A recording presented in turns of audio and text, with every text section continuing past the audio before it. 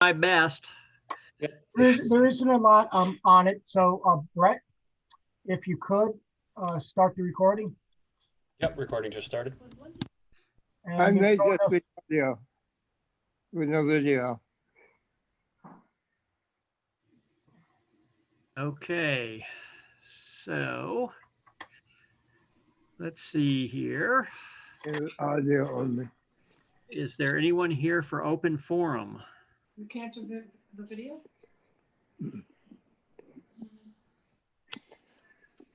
I don't see anyone, given that there's no one else in the waiting room, John.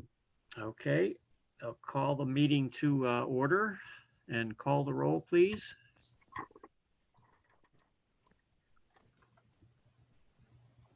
Greer, Present. Page, Here. Whitaker, Here, Vecchio, Here. Robinson. Here. Absent is Goodman and Ludwig. Okay. Are there any modifications, corrections to the minutes from November 19th, 2020? yes, there was one comment. I think it was page 33 or 34. It referred to Councilman Werner. And that's not our group. Yeah, I had the same change. It's page 33, line 21. It should be Mr. Gordon. Upper attorneys, I think, Rhoda. And not Councilman. He used to be Oh, a long time ago. Okay. Oh, and I did not attend that meeting, by the way. My name, I'm listed as being present You were not there. Hey, here's Jerry. last month. I know, I just woke up. Thank you. No, not really. I'm here. All right. Rhoda, would you let the record reflect that Member Ludwig has joined the meeting? We'll give you a few seconds to get yourself organized here, Jerry. Yes. Are we still in open forum? Nope, we're already in the meeting. We called roll. We've done the minutes. Okay. Oh, I have a couple. Oh, do you we're- have time for any other corrections? Yeah, we're just in that We're just in now, minutes Jerry. right now, Jerry. Okay. Whenever you're ready, I've got a few. Maybe you've already covered them. Amanda, did you get yours done? Yeah, my only one was the change from Councilman Warner to Mr. Gordon. That was the only one. That was page 33, Jerry. Okay. Okay, I had on page 4, line 16. I think it should be ruined and not run. And on page, pardon? Page 10, line 19 and 22, it says stupors and it should be scuppers. Yeah. Page 12, line 7, I think we should admit those. And on page 17, line 24, it says dorm, and I think it should say dormer.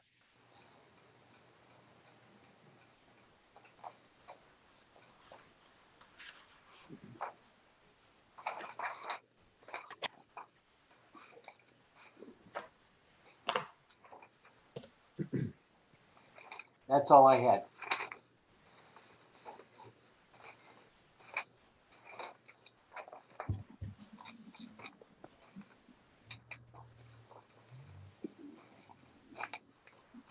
Jerry, since you're here now, you want to take over from John running the meeting and ask for a motion to approve the minutes? I asked for a motion to approve the minutes, and I'm still looking for my first page of the agenda, which I'm sure I'll find at any minute.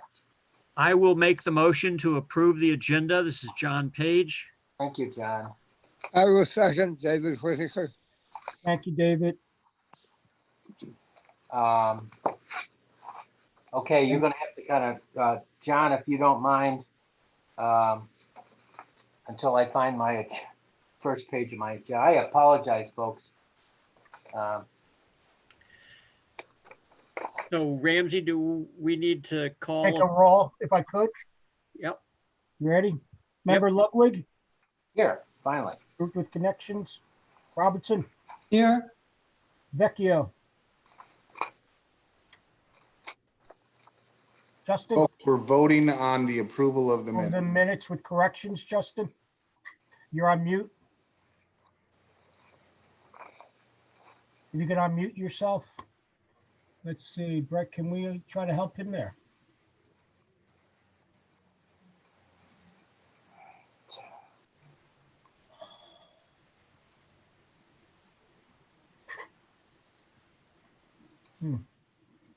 Justin, are you there? Is there any chats? No. No, he might have stepped away. Oh, here he momentarily. Sorry comes. about that. I think it's a delay. It's moving very No, slow. no, I'm sorry. I had to step away for a minute. Okay, we were doing the making a motion to approve the November 19th minutes with corrections. Well, I'll defer to the group as I wasn't there at that meeting, unfortunately. Would you, if you have not reviewed them? Sure. Maybe you want to abstain? I'll abstain. Sorry about that. Whitaker, Yes, Page, yes. motion carries. Thank you. I finally found the agenda, so I might be able to ask, was this meeting duly advertised? Yes, it was properly advertised in the Brighton Pittsburgh Post of December 3rd, 2020. That meeting is now advertised, or was advertised, will now be held. We have no communications. We have no designation of landmarks, no certificates of appropriateness, no hardship applications. Public hearings are closed. New business. Demolition review, 581 or 561 and 575 South Winton Road. Is there anyone here to speak for that? No, it's a matter I put on the agenda. It's a demolition review, Jerry. Okay. And there is a photo that Brett will get up of the houses. We did send you some information from the architect on the houses. Yes. And Mary Jo also sent out a memo of the research she did with Tracy on what we know about the houses. This evening, what you're being asked is if you want to consider them for possible local designation. There's two houses. And what they want to do is tear down both houses and build a new one. And this is the first one, and this is 475. Yes. That's 461, sorry. 461 and that, yes, and the other one is 475. That's right. That's right. Brady, if you could just show that one. I have some concerns over this. I guess one, it sets a precedent of tearing down houses. Certainly 575 is about as typical for a Brighton house of that vintage. It's a handsome little house, front door, two-car garage, very, very attractive house, I think. And I guess I'm concerned about tearing down vintage houses to put up a McMansion. So I guess I'd like some other members to weigh in on this. Am I the only one that has any concerns? yeah, this is David Whitaker. I totally agree. Both are typical Brighton houses. They fit very well in the neighborhood. I know they're not designated, so I don't know what our control is. Well, I think it's very, very sad that they'd be torn down. I did not see Mary Jo's, unfortunately, I did not see her memo. Here it is. Okay, great. Okay, Carol Wood. If, while you're taking a look at this, if I could just remind the commission of what its obligation is here. So this is not before you to determine whether you like the idea of tearing down two houses and putting up one, whether you like the style of the new house being put up, whether you like how it's laid out or anything like that. The site plan and the approval of the Where? architectural There's no video. design of the new house, the actual work involved, and the permitting for that is all under the jurisdiction of either the planning board or the building and planning department. Architectural review board right now. Yeah. I'm sorry? I was going to say, there's the role of the architectural review board, and there's also a That's- variance that they will need to get. They went in front of the planning board last night. That's I want right. to echo what Ken's saying. Well, if I could just finish, Ramsey, please. What I want to emphasize is what your role really is, and that is one issue and one issue only. Would you consider designating either of these houses as a landmark, given our regular criteria for designation under the Historic Preservation Code? I will say, because I think this is true, that it is neither one of these houses were previously identified by the commission for any kind of survey. They have not been on a list of properties considered but not surveyed, or surveyed but not designated, or anything like that. So the review under the code is to make sure that something doesn't slip through the cracks that would have otherwise been designated or considered seriously for designation as a historic landmark under our historic preservation laws, given the criteria. So I'm going to ask you to sort of set aside your feelings about the project overall and focus just on these two houses. Are either of these houses worthy of designation based on the criteria that you have employed so often and so well over the years?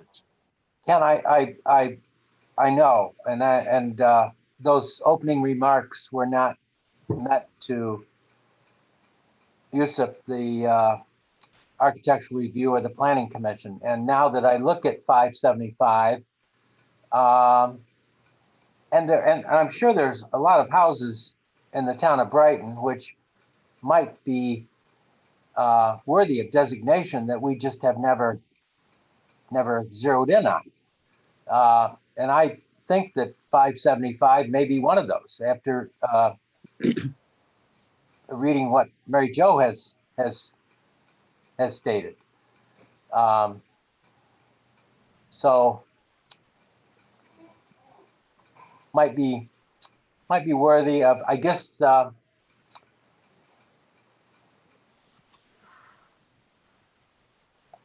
So Jerry, can we see the Mary Jo's memo again, please? Thank you. so Jerry, this is John. So these houses strike me as houses that would be perfectly wonderful if they were part of a district. Neither of them strikes me as a house individually that we would likely consider for designation. I find them both pleasant. They're right around the corner from where I live. But Well, is 575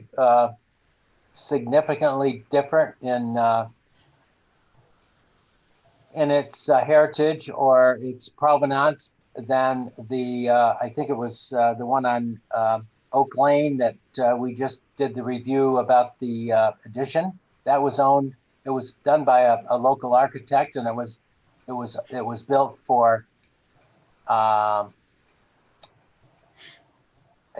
gentleman who worked for Eastman Kodak. We do know who the architect was on this. Barrows, C-Stores Barrows. Yeah, it had a more well-known architect. I think it's a much better house than either of these personally. Well, Can we review the 5 criteria that we go by? Kind of step by step. Right, so I've got them up in front of me here if you want me to walk through them. So what we're looking at is the criteria for designation under section 224-3 of the town code. The first criteria is that the house possesses historic value as part of the cultural, political, economic, architectural, or social history of the town, region, state, or nation.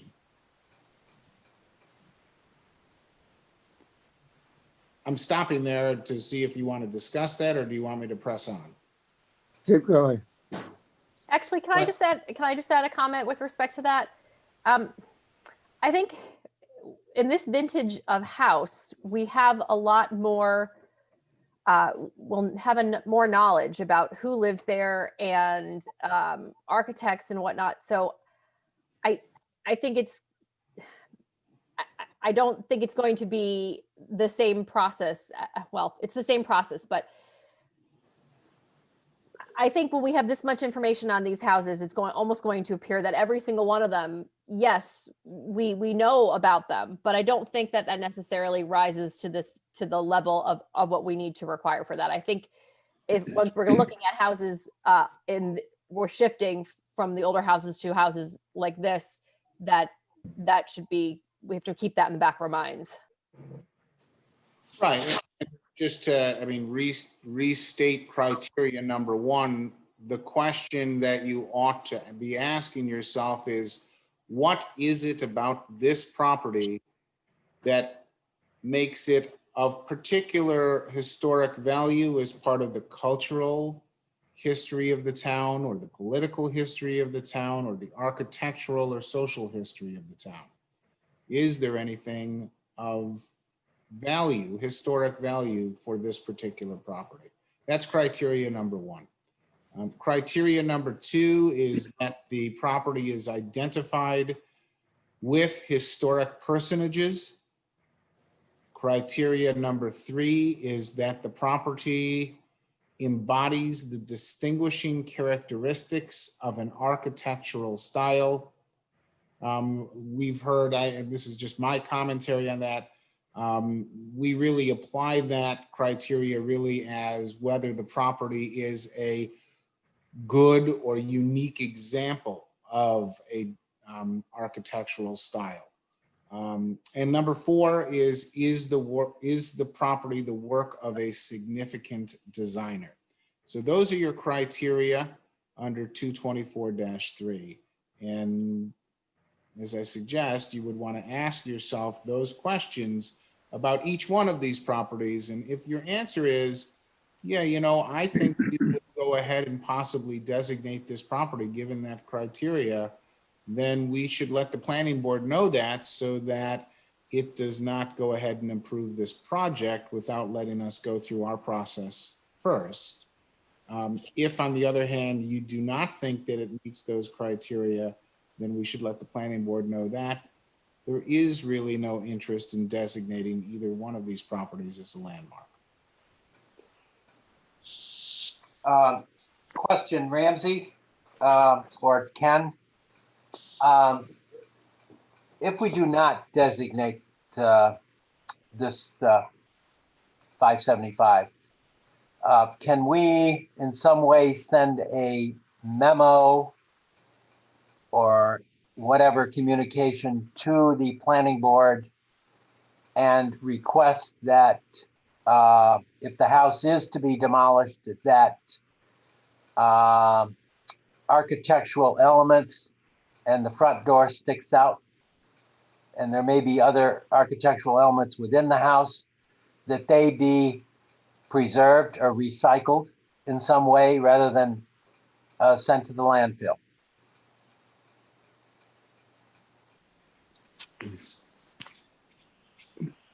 So Jerry, you're saying that you'd like to recommend that the planning board request the applicant to consider recycling the materials of the house? Yes, I believe we could do that. I would say rather than consider, I would say urge. Just as long as you understand, we don't have any power to require that. But I don't think there's anything wrong with urging that. Thank you. Then I will, I guess I will go along with John and Amanda's thoughts on this. I really hate to see this house demolished. But on the other hand, I see, yes, there's probably scads of similar houses in the town of Brighton, but that doesn't make it any less, what shall I say, any less significant. Just because there are quite a few houses like this, I think it is Brighton. It says Brighton. So, if fellow commission members want to go ahead with the not designating the property, I hope that at least you all might consider sending some type of communication urging that. I don't know whether the windows are original or not, but there's certainly a value in architectural storage or architectural salvage, excuse me. And I would like to see, I just wish I had a place for the front door. I think that it's a good activity for this board to urge consideration of salvage of architecturally significant elements that might exist in any house that's being considered for demolition. I would almost, it could be generated by this project, but be a continuing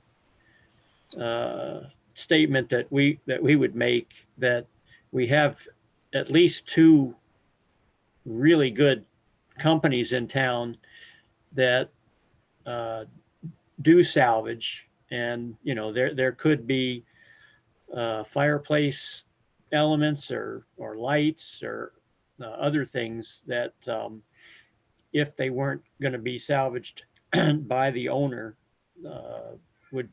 I agree, would be far better off for reuse than going into a landfill. I don't dislike these houses. I do think that there's a lot of houses of equal or better quality than this. There's also properties that are as large as the two properties combined in this neighborhood that exist. And so having a house which doesn't seem to me to necessarily rise to, from what they've shown, rise to what I would throw into the McMansion category. I mean, I'm surprised they're actually going for that style there, frankly. Well, it's certainly not an unattractive facade. I will grant you that. Not unattractive at all. I just, well, I will, I think John's right. I think part of maybe our mission is not only to protect, but also to make sure, or do what we can to make sure that important architectural elements just don't end up in Riga, but maybe can prove valuable for someone else who might be restoring a house or wanting to use those elements in an addition or whatever. I think it's a gutsy move that they sent us any information. Yeah, it's a real coin toss. They must have been concerned that we might throw a monkey wrench. Is that your assistant, John, there? Yeah, Okay, yeah, he demanded attention. okay, that's fine. I just wondered if we had a new commission member.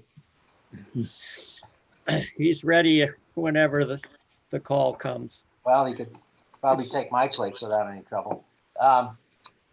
So I guess on that, Could I suggest a motion then, Jerry? well, I guess I would first ask if anyone else on the commission has any thoughts or. Well, this is political. I already expressed my concern. However, we don't have any power over it. Okay, anyone else?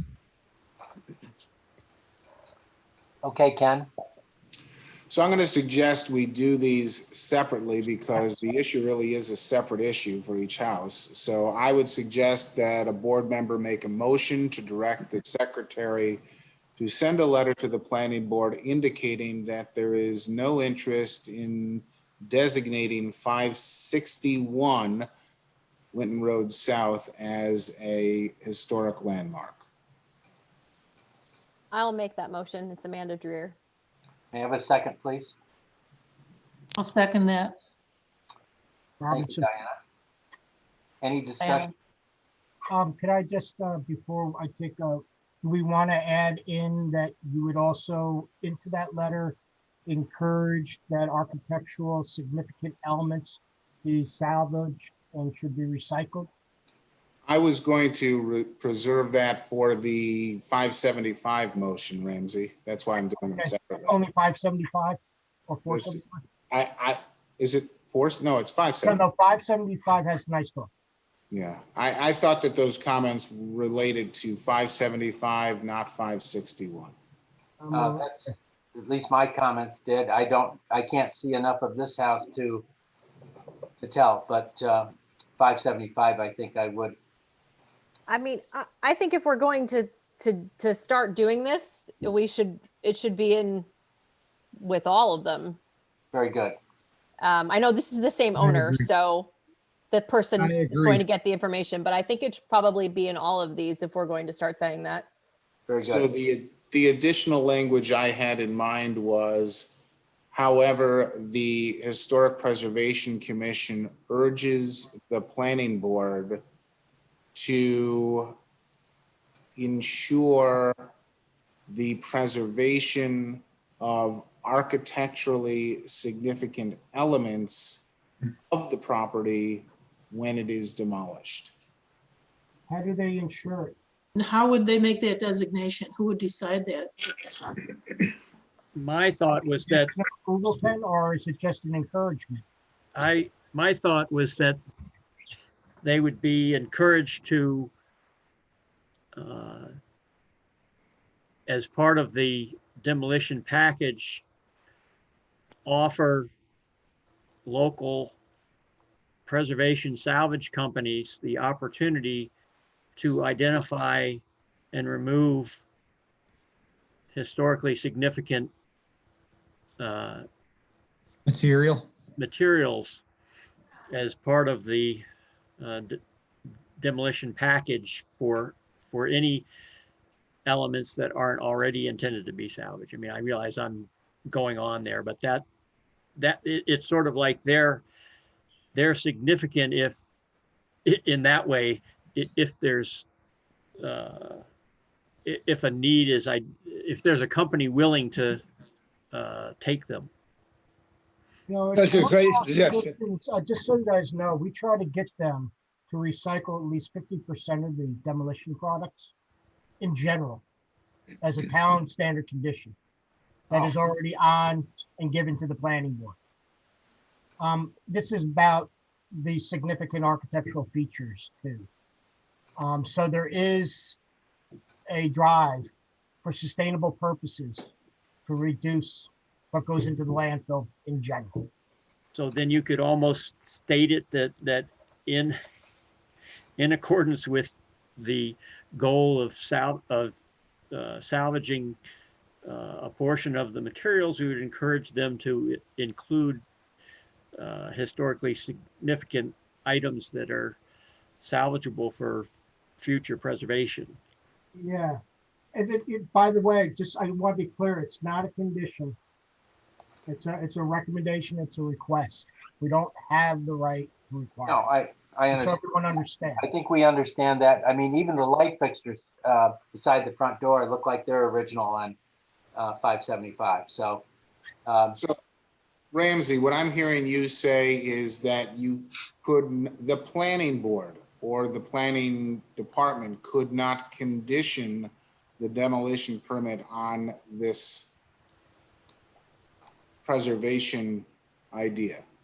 It couldn't put it right into the demolition permit that while you're being granted the permission to demolish this property, you are also required to preserve however we describe it. well, rather than require, can we say urge? Yes, I know. I'm just testing something here though, Jerry. Okay.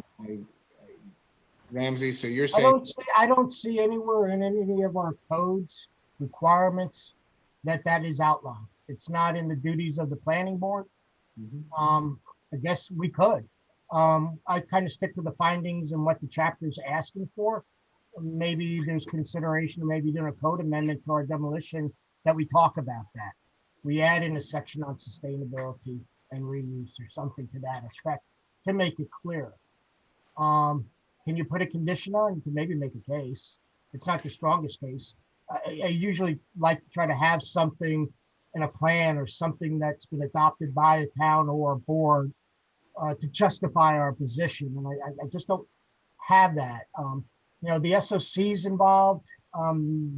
That's part of where these things are, conditions about recycling 50% of the demolition debris is coming from that thought. but even that is a recommendation, not a mandate, correct? Yes, they don't, because they're not a statutorily or sanctually created board or anything like that. It's just.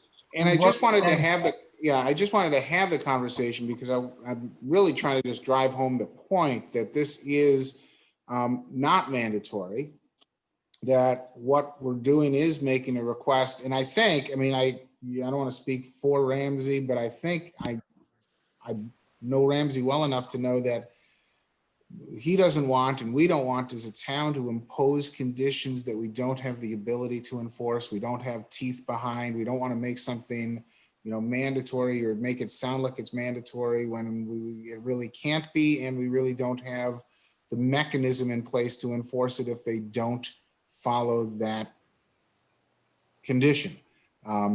So I think the strongest thing you can do is make this a request, a strong request, an urging, whatever language you want to use, but please understand as such, because we can't really force this to happen.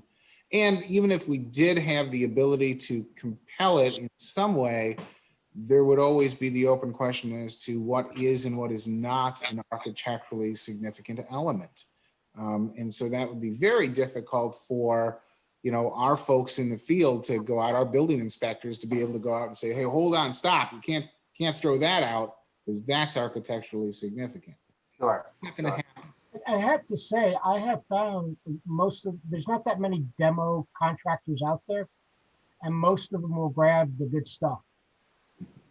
That's just been my experience when I've watched. I've seen it. They go in, they grab what they want, and then they demo the house. Yeah. And I think I see this as also a function of awareness. I agree. I know several professional colleagues who have no idea that places like Rehouse exist, or that people would want those things. So I think it does serve the purpose of making folks aware that that there are others out there that would love to use his materials. And so at the very least, they will find out something they didn't know. And if we hope that they decide to pursue that path of salvaging, even if we can't require it, it'll bring awareness to folks who might not have known about it. Now, Jim Fahey is the architect, is that right? Yes. That's right. Okay. I might call him, not as part of the commission, but just check with him. Yeah, Jerry, I tend to agree. This seems like more of like a grassroots movement here that, reach out to people and try to make sure the stuff's handled properly, but we don't have a lot of teeth behind us here. It's more of a Sure. whole thing. Yeah. I just, well, I'll get off the pulpit. Any Well, other comments? It's a good discussion. We can start moving it forward. This has limits. I think it's an excellent idea, personally. It should be. I'd like to agree with Ramsey's statement about the demolition contractors. If there's anything of value, they will take it. Kind of solves the problem. Well, The better, and there's not that many of them. I mean, because I've done a number of demolitions in this town. We do pre-construction meetings with them. But I think, having it in writing and just having it as a suggestion is definitely, it just supports the position. okay, we have Ken put forth a motion. We have it was seconded. It was a motion was Robertson. that was seconded, and I think any more discussion? Then a yes vote means we have no interest in designating the property. Member Ludwig, Yes. Robertson, Yes, DeVecchio, Yes. Whitaker, yes, Page, Yes. Rare, Yes. motion passes. Thank you. 575. For 575, you want the same motion to authorize the secretary to send a letter to the planning board indicating that the Historic Preservation Commission has no interest in designating 575 South Winton Road as a historic landmark under the town's historic preservation law, and urging the planning board to request that the architecturally significant elements of 575 South Winton Road be preserved by the demolition contractor. And may I have someone put forth the motion, please? I'll make that motion. John Page. Thanks, John. Second, please. Second, Delvecchio. Thanks. Any discussion? Okay, Ramsey? Ludwig, Yes. Robertson, yes, DeVecchio, Yes. Whitaker, yes, Page, Yes. Rare, Yes. motion passes. Thank you. Any other new business? Can I just add something here? I was wondering if, Mary Jo, do you have any resources or perhaps a memo on this vintage of houses that, if we're, as a new commission member, I am not as familiar with the houses from, the 50s and 60s that may be coming to us in such cases as demolition or come up for designation. So I was wondering if there's any resources we have that would just give an overview of significant architects or any information about this vintage of house in the town. We really don't have anything set aside for that time period. We have a list of files on the architects that were active at that time. And we have Tracy Major in the Public Works Department, who's been very helpful pulling documents when they're available for this time period. But nothing really, Amanda, that would have a body of knowledge that we can fall back on. Okay, thank you. Tracy has gotten really good at her research, everyone, by the way. Pardon me? I said Tracy's gotten very good with her Yes, research. she is. Gotten really good. And she enjoys doing it too. She gets all excited about finding something interesting about a property. She does, and I have to say sometimes it didn't go your way, but I know. Any other new business? I just think that after this discussion tonight, I would like to see us look at perhaps district designation. I know we've tossed it around for years, and it's not in the purview of this group to make that decision. It's the town board. But these two houses are in the Bel Air subdivision, Bel Air extension. And as John was saying, this would be a district. They would be part of a district. They would contribute to a district. And we have many now neighborhoods in Brighton, McFarland Farm, Bel Air, Meadowbrook, a lot of significant houses in that neighborhood that can't stand alone for designation, but could if they were part of a district. So that's what I'm tossing out tonight. If we could please consider that again. Oh, I think it's a great idea. I think, yes, but I'm not sure it'll fly with the board, I know. but it's certainly worth pursuing with our supervisor and others. I think if you really wanted to pursue something like that it would take some effort to sit down and, write up a proposal, have some criteria for designation, to have some examples of historic districts from other geographic areas that are in place, and how those would apply.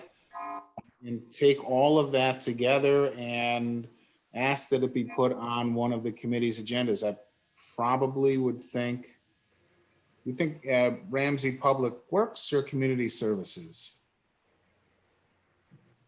well, it's interesting. I think it's Public Works because it'd probably be the staff that would be handling it. Right. So, I mean, Public Works, I believe, is chaired by Chris Werner. And so that's the board member you'd want to go through to get it on that agenda. But I think you need to go there with something more than an idea, because I don't think they're going to create it for you. I think you're going to need to do a lot of the heavy lifting if you want to make this a reality, to come to them with a proposal that maybe isn't ready to go right out of the box, but is certainly fleshed out significantly and in a convincing way. Good point, Ken. Yeah, Jerry, you've been there from the beginning. My understanding is that our community, along with lots of communities in New York, use the model code that's put out by the state preservation groups, and that basically, when it went through the process, the vast amount of information that's available and that was written into it for the creation of and the value of and so on of districts was excised, like purposely. So yeah, I think there's a hurdle there that I think we had the information. I think the information, with work can be rounded up again from the same sources, and with all of the good examples and justifications and so on. It's just going to be the hurdle of the concern on the other side. Yes. I think the idea of districts is great, and I think it would benefit our community. I worry about the increase in our work if we were going to have districts in Ramsey's department, in the funding for us to survey districts. I'm concerned that we don't have the funds, or folks won't want to spend the funds to do this. One of the things that comes along with having a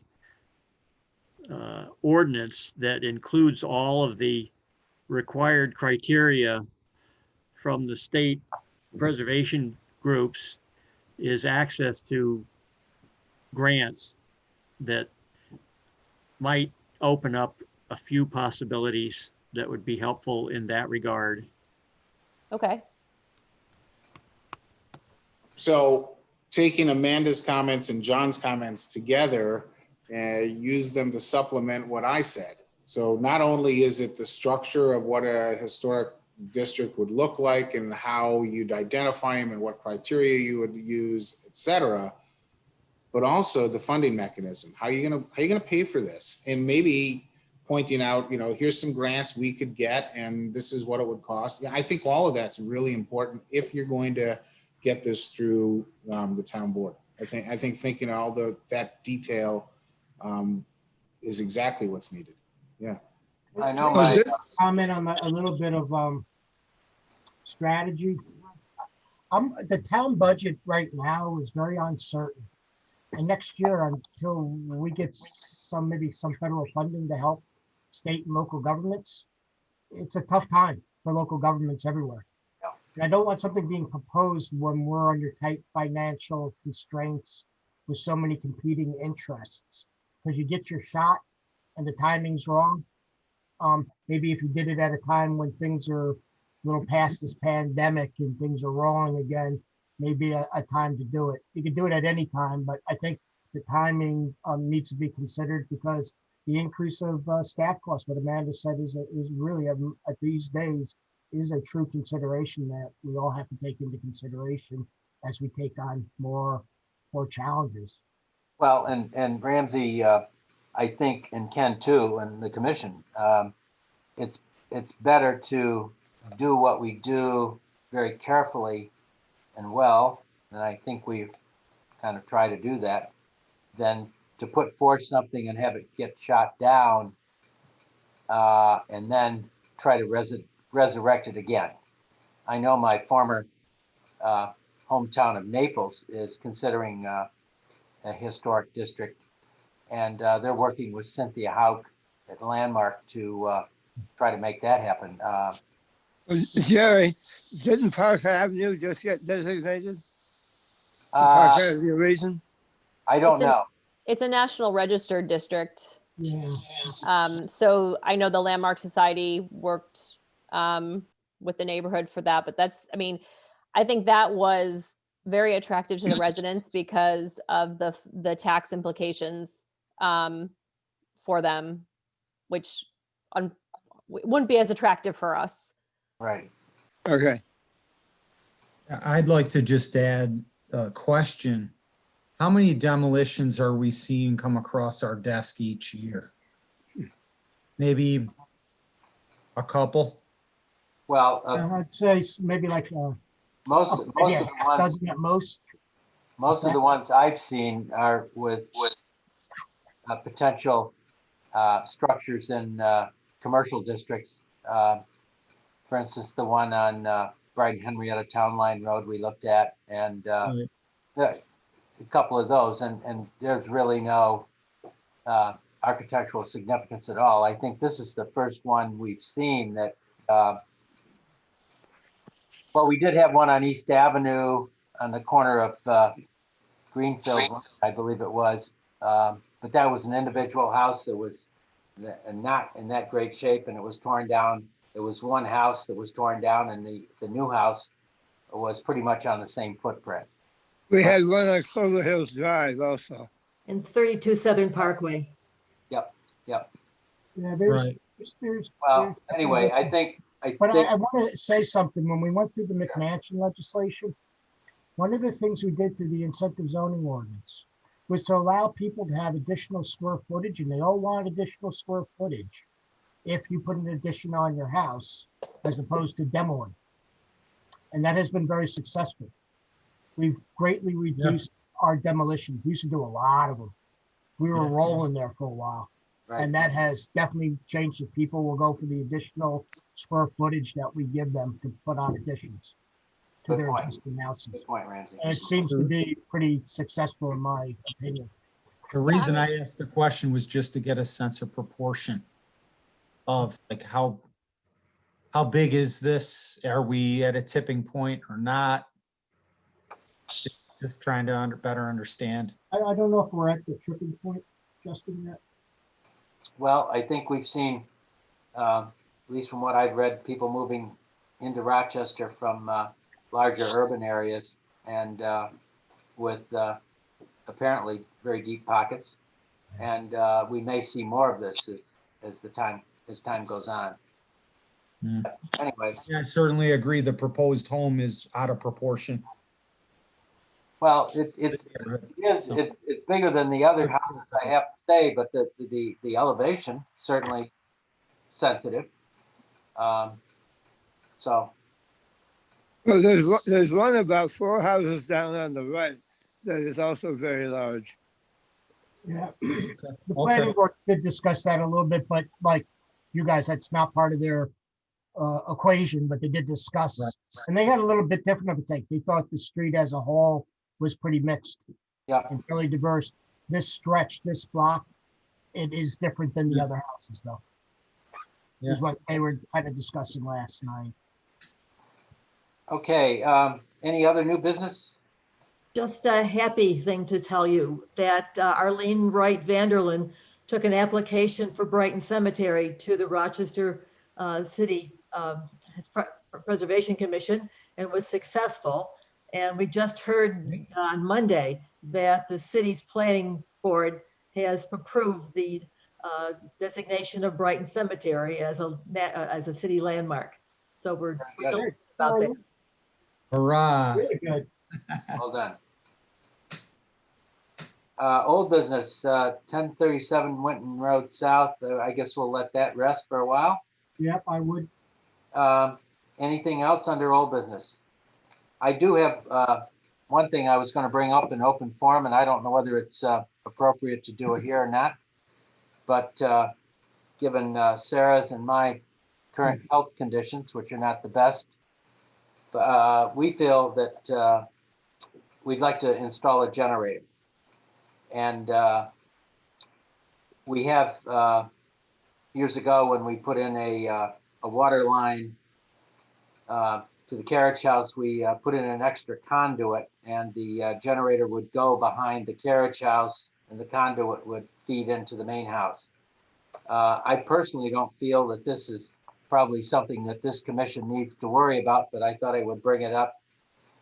We will need a building permit, certainly for that, but if the commission agrees, then we won't go through the administrative deal of putting in I can't imagine anyone wanting to put in a generator at a historic property and us wanting to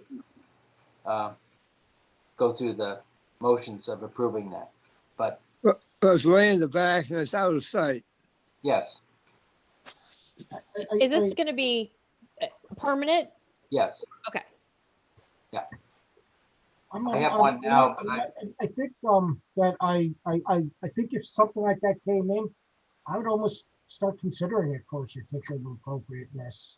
well, I wouldn't. I know I mean, we've done air conditioners. I don't know. I mean, that's up to you guys. Yeah, The other thing, looks Jay, like I an want to let you know is that there's also specific generator regulations in our code about Right. where they can be placed. Yep, I'm aware of that. But I don't, I mean, it's, Have we done air conditioners before? no. Pine, At Pine, Oh, the pharmacy. Pharmacy. yeah, we gave, I gave him a hard time on the base would set the thing on, for God's sakes. So just Oh, a I remember that, yeah. cursory, which by the way, I haven't seen installed. When it no, they ended up selling the business and a new person's there, and they installed a different internal different system. system. Okay. Well, yeah, I mean, Part of it, you got to watch the conduit. There's different things that go on when you put them in. So I don't know. That's up to you guys, though. I mean, I think that I've seen the regulations and the code on those things. I mean, I think that's sufficient for any of the concerns we would have. So if it hasn't been done in the past routinely and we want to set a precedent, I'd be in favor of saying that something like an air conditioner or a generator does not need to come before us because I think the code covers I would anything. just add the difference with Jerry's is that it's out of sight from the street, way out back. The Pine Compounding Pharmacy, it was in direct view, the whole property is exposed, et cetera. So, there was a standard of care there that I think was different than Jerry's. I would agree Jerry's specific situation is out of sight, so really not a big deal. I Wouldn't guess we have to- we Go don't have that as a condition for things though. Like I know other villages have in their preservation, their code, they have it that they don't have to consider things that are out of sight. But I guess I would say that, if someone wanted to install a generator and the only place for them to put it was in view, I would still say yes. I don't think that, it affects the integrity of the house. But Yeah, I just I guess. would say you can put a generator anywhere. I want to hear what Ken has to say. So He's biding his time. Ramsey, for instance, if you put a generator in the front yard of a historic property, that doesn't look right. So it's different depending on placement is the only thing. Does the code allow that? Yeah, but the zoning board can give a variance. Ramsey, why does Jerry need a building permit? Generators are required to get a building permit because of the electrical and the gas hookup. And the what, Ramsey? Is it considered construction? I haven't really, why do you ask? I'm sorry. Is it considered an alteration or construction to property that requires a I building? would say yes. I understand. what I you're would too.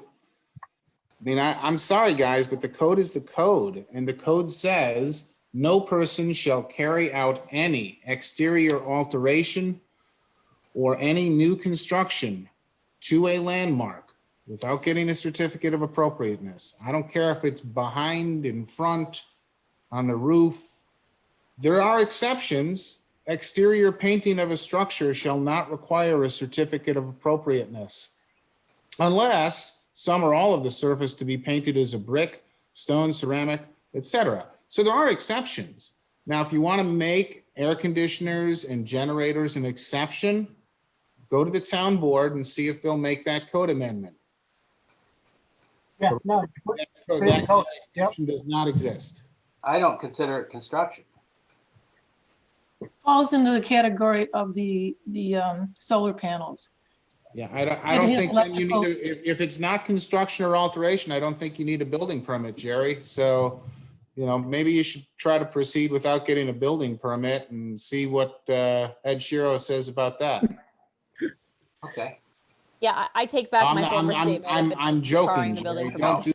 I know what I know. Don't do that. No, seriously, I mean, It's not really a big deal. It's a Like site answer plan with either. a box with a on it and the code goes across the desk. It's not a big deal.